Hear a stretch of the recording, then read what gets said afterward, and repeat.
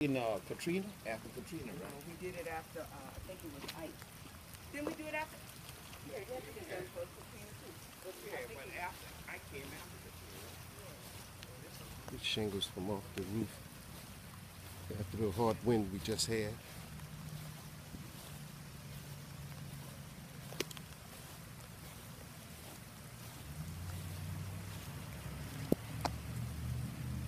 There's some across the street in my neighbor's yard.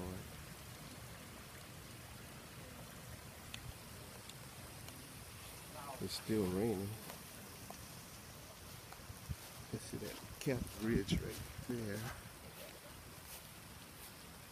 It's coming off, and most of the damage is in the back.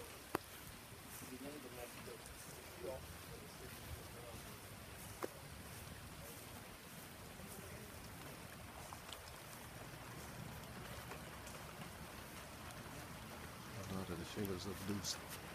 They're starting to come up. Here's one right here. And another one over here.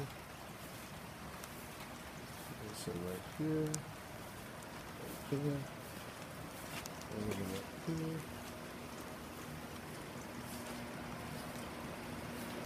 A lot of debris